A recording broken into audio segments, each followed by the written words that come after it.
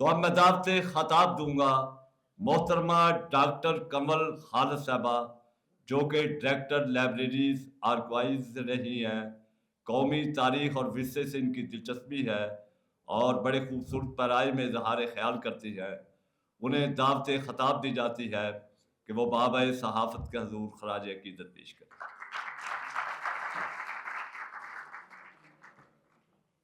بسم اللہ الرحمن الرحیم.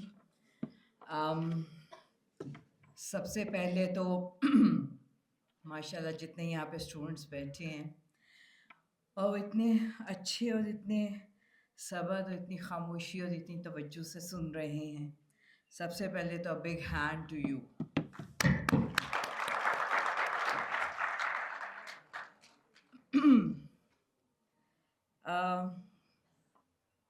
پہلے تو میں شکر گزار ہوں ظفر علی خان فاؤنڈیشن، ان کے روح رواں سر خالد محمود صاحب سے.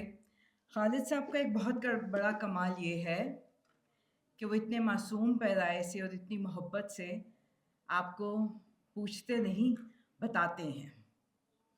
کبھی یہ نہیں ہوگا کہ آپ یہ کریں گے، ان کا ہوتا ہے کہ اچھا آپ یہ کر لیں نا، تو پھر آپ اس پہ انکار کر ہی نہیں سکتے. But I'm very thankful to him and to the foundation for having me here. یہاں بات ہو رہی ہے مولانا ظفر علی خان کی اور اس تمام دور کی جس میں بہت سے لوگ آئے، بہت سے نام آئے، اور ان ناموں کو آپ سب جو ینگسٹرز ہیں وہ مختلف کتابوں میں مختلف حوالوں سے پڑھتے ہیں.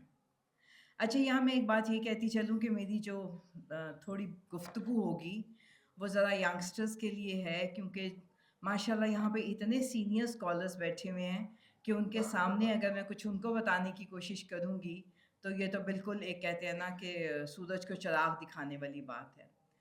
اور میری ہمیشہ کوشش ہوتی ہے کہ میں ان سے بات کروں کہ جن کو یہ جاننا ضروری ہے. تو میں بڑی بیسک سی کچھ باتیں کروں گی، اور یہ کہ میں جانتی ہوں آپ سارے کے سارے مطالعہ پاکستان پڑھ پڑھ کے شدید بور ہوئے ہوتے ہیں، اور اس میں جو آپ کو واقعات بتائے جاتے ہیں اس سے آپ لوگ بہت اک جاتے ہیں، اور پیپروں میں بھی وہی سوال، اور جو کلاس 1 سے ہم شروع ہوتے ہیں اور بیچلرز تک Pakistan studies as a compulsory subject ہمیں پڑھایا جاتا ہے. اور میں ایک بات کہتی ہوں کہ جس سبجیکٹ سے بچوں کو باغی کرانا ہو وہ ان کے سلیبس میں شامل کر دو. ایم آئی رائٹ؟ لیکن کیا کریں، آپ کو بتائے بغیر ہمارا مستقبل نہیں بن سکتا. وہ اس طرح سے کہ ایک بڑی مشہور سینگ ہے کہ جو قومیں اپنا ماضی بھول جاتی ہیں وہ اپنا مستقبل کبھی بھی نہیں بنا پاتی.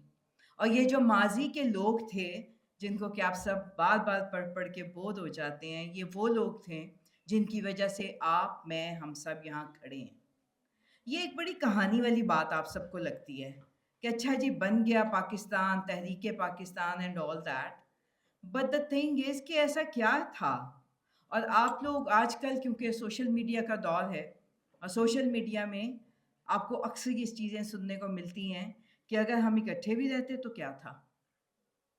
کاش کہ میں آپ کو اس وقت میں لے جا سکوں کہ جس وقت میں مسلمان جو تھے وہ ایک مکمل طور پہ ٹارگیٹڈ نیشن تھے. آپ کو یہ بات ایگزیجریشن لگتی ہے، آپ سمجھتے ہیں کہ ایسا نہیں ہو سکتا، ایسا ہی ہوتا تھا. اور یہ وہ وقت تھا جس میں کہ تمام ترقی کے، تعلیم کے، نوکریوں کے، بزنس کے، ہر چیز کے دروازے مسلمانوں پہ انٹینشنلی بند تھے. اس کو کوئی قصہ یا کہانی کبھی مت سمجھا کیجیے. آپ ایک ایسے دور کو دیکھیے کہ جس کے اندر کہ آپ کے پاس کوئی اپرچونٹی نہیں ہے، آپ کا ٹیلنٹ ہے اور کوئی آپ کو کالج میں داخلہ نہیں دے رہا، آپ کے پاس کوالیفیکیشن ہے، کوئی آپ کو نوکری نہیں دے رہا، آپ بزنس کرنا چاہ رہے ہیں، بزنس سے آپ کو فارغ کیا جا رہا ہے، اور وہ ہر مقام پہ جب آپ کو پیچھے دھکیلا جا رہا ہے صرف ایک وجہ سے کہ آپ مسلمان ہیں. کیا آپ ایسی زندگی اب پاکستان کے اندر رہتے ہوئے تصور کر سکتے ہیں؟ کبھی بھی نہیں. اور یہ سب چیزیں تھیں جو ہمارے بڑوں نے فیس کی، اور ان بڑوں میں سے بہت عظیم نام نکلے جن میں کہ مولانا ظفر علی خان کا نام بھی شامل ہے. اور ان کی دو محاذوں پہ یہ لڑ رہے تھے.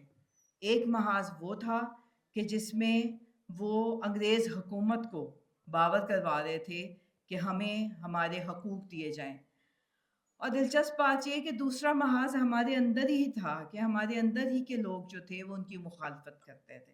تو انہوں نے یہ دو دھاری تلوار کے بیچ میں یہ بڑی شاندار جنگیں لڑی اور بڑی کامیابی سے لڑی، جن کے بارے میں کہ اب ہمیں شاید بہت کم پتہ چلتا ہے. ایک بات اور جو کہ آج کل بہت زیادہ ہو رہی ہے، میں بالکل کرنٹ افیئرس پہ بات کروں گی، آج کل کی بات کروں گی. کتابی باتیں میں کچھ کم ہی کرتی ہوں، اور وہ یہ کہ سوشل میڈیا میں اچانک اعلان ہو جاتا ہے کہ جی پاکستان جی پتہ نہیں 14 اگست کو بنا یا 15 کو بنا. کنفیوژن. قائد اعظم جی پتہ نہیں 25 کو پیدا ہوئے تھے 31 کو پیدا ہوئے تھے. کنفیوژن. پاکستان اور انڈیا نہیں ڈیوائڈ ہی نہیں ہونا چاہیے تھا، یہ تو لائن ہی غلط ہے. کنفیوژن. اس تمام کنفیوژن کے اندر پھر ہمیں جتنی تاریخ پڑھائی جاتی ہے ساری غلط ہے. ایک اور غلط سٹیٹمنٹ، ایسا نہیں ہوتا ہے. آپ کو جو کتابیں دی جاتی ہیں، آپ کو جو پڑھایا جاتا ہے، وہ حقائق پہ مبنی ہوتی ہیں، وہ جھوٹ پہ مبنی نہیں ہوتی ہیں. یہ اور طریقہ ہے کہ اس کو پڑھانے میں کیا ہم میتھڈ استعمال کرتے ہیں. اس کے بعد اب یہ دیکھیے کہ مختلف واقعات ہیں، مختلف مواقع ہیں جن پہ کہ مولانا ظفر علی خان جیسے لوگوں نے ریزسٹنس دی، اس کے بارے میں بہت ایک رسپانس دیا. کیا آپ کو آج تک کبھی آپ نے سنا ہے دنیا میں کہ کہیں پہ جلوس نکلے ہوں اور اس کے اوپر ہوائی جہازوں نے جا کے بمبارمنٹ کی ہے؟ کبھی آپ لوگوں نے سنا ہے یہ؟ ایسا ہندوستان میں ہوا. جب جلیانوالہ باغ کا واقعہ پیش آتا ہے تو اس کے بعد کچھ علاقوں کے جلوسوں کو ختم کرنے کے لیے آپ کے لاہور سے جہاز جاتے ہیں اور ان جلوسوں کے اوپر بمباری کی گئی. یہ میں آپ کو بہت اوتھینٹک انفارمیشن دے رہی ہوں، کیونکہ جب میں ڈائریکٹر آرکائیوز کے طور پہ کام کر رہی تھی تو بہت ساری کانفیڈینشیل فائلز جو تھیں جو انگریز دور کی میری نظر سے گزری ہیں، اور اتنے واقعات ہیں کہ آپ کی سوچ ہوگی تو یہ ضروری ہے کہ آپ کو ان واقعات کے بارے میں بھی بتایا جائے. ایک اور بات میں ہمیشہ اپنی آڈینس اسپیشلی ینگسٹرز کو کہتی ہوں کہ کائنڈلی جو کچھ نیٹ پہ پڑھیے اس کا کہیں پہ ریسورس ڈھونڈنے کی ضرور کوشش کیجیے گا. پہلی بات تو یہ کہ انٹرنیٹ پہ جو بھی دیکھیں یہ سوچ کے دیکھیے گا کہ یہ غلط ہونے کا بہت امکان ہے. اور ابھی پچھلے دنوں تو ایلن ماسک نے جو پرسوں ایک میٹا کے بارے میں آ گیا ہے کہ آپ کی بہت ساری جو انفارمیشن آپ کو سوشل میڈیا پہ مل رہی ہوتی ہے وہ آپ کے ملک میں جنریٹ ہی نہیں ہوئی ہوتی بلکہ وہ اور ملکوں میں جنریٹ ہوئی ہوئی ہے. یہ آج کل بہت ایک ہائپ کی خبر بنی ہوئی ہے کہ آپ کے بارے میں جو باتیں کر رہے ہیں وہ پاکستان سے بلونگ ہی نہیں کرتے ہیں، کسی اور جگہوں پہ بیٹھ کے مس انفارمیشن باقی ملکوں میں پہنچا رہے ہیں. تو میں سمجھتی ہوں کہ ہماری جو یوتھ ہے، آپ لوگ تو شاید ہم سے بھی زیادہ ٹیکنالوجی اسمارٹ ہیں، تو آپ ان چیزوں کو آئیڈینٹیفائی کیجئے، ان کو دیکھیے اور ان کے اوپر کانٹری ہو کے بات کیجئے. دوسری بات یہ آ جاتی ہے کہ ہسٹری جو ہے وہ بہت ٹیمپرڈ سوشل میڈیا پہ ہمیں دکھائی دیتی ہے. اب ہم سب کا ایک مشترکہ رول ہے. مشترکہ رول یہ ہے کہ آپ لوگ اپنی ٹیکنالوجی استعمال کیجئے اور ہم سے ہمارا علم لیجئے اور ہم سے ہماری انفارمیشن لیجئے. ہماری انفارمیشن بیس کرتی ہے ان بزرگوں کے سر پہ جنہوں نے کہ ہمیں بتایا، ہمیں سکھایا، ہم نے ان سے سیکھا، ہم نے ان سے پڑھا، ان سے سبق لیے، اور وہ سبق جو ہیں اب ہم آپ کو دینے کو تیار ہیں، کیونکہ آپ اکیلے بھی کچھ نہیں کر سکتے. آپ کو ہماری گائیڈنس کی ڈیفینیٹلی ضرورت ہے، تو اس کے بغیر آپ کچھ حاصل نہ کر پائیں گے. لیکن I have a firm belief in the energy of our youth، کیونکہ جب میں ینگسٹرز کو دیکھتی ہوں تو مجھے یہ محسوس ہوتا ہے آپ ہم سے زیادہ غلط اور برے کو صحیح کو آئیڈینٹیفائی کرنے میں بولڈ ہیں.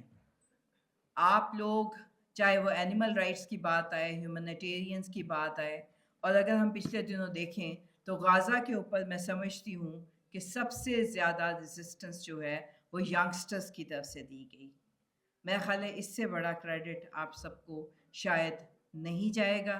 تو میرا کہنے کا مقصد یہ ہے کہ carry on with your energies, but energies with wisdom. تمام بزرگوں سے تھوڑی سی معذرت، ان کے لیے تھوڑا سا بورنگ ہے، لیکن میں نے کہا کہ کوئی حرج نہیں، کیونکہ کوئی آ کے تو آپ کے دل کی بھی بات کر لے. اور پاکستان اسٹڈیز کے علاوہ بھی بہت خوبصورت ایک تاریخ موجود ہے، کوشش کیجئے اس کو پڑھیے، اس کو ایکسپلور کیجئے، اور مجھے بہت اچھا لگے گا کہ آئندہ ہمارے ساتھ ساتھ آپ میں سے بھی کوئی ینگسٹر آئے اور مولانا ظفر علی خان کے بارے میں بات کریں. Thank you so much.